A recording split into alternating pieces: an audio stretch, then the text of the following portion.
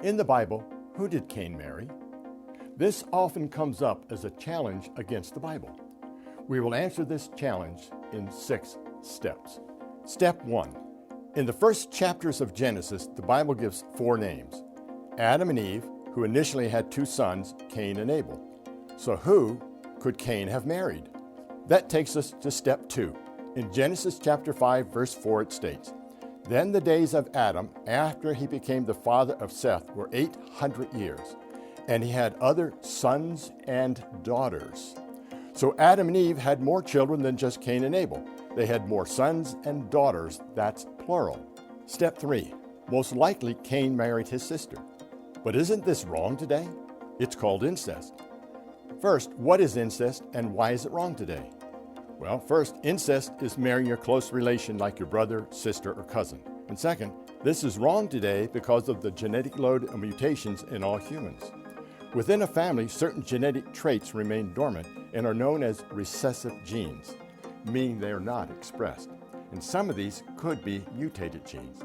Now, if the husband and wife are close relations, such as brother and sister or even cousin, there is a much greater chance both could have the same recessive mutated gene, which could cause birth defects in their children. So we don't allow marrying your close relation to protect the children.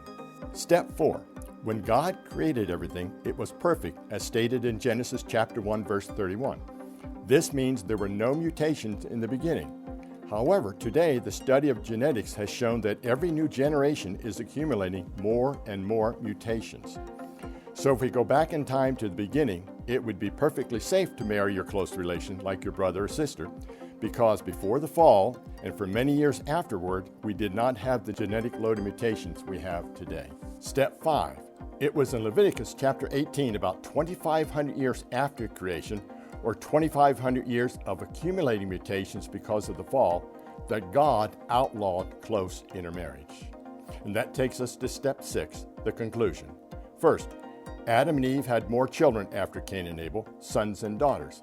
Second, it was not wrong for Cain to marry his sister because God's creation was perfect, and God did not outlaw it until the book of Leviticus.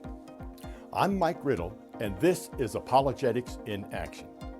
We can remember the Bible is always right, and we trust it from the 6th-day creation in Genesis chapter 1 to the very end when God will make everything new in the book of Revelation. To financially support this training investment in the next generation, you can send your support to CTI, Post Office Box 2415, Eagle, Idaho 83616, or go to our website, creationtraining.org, and donate online. Your financial support will make a difference in meeting the need to equip the next generation to stand fast in a world that opposes God's Word.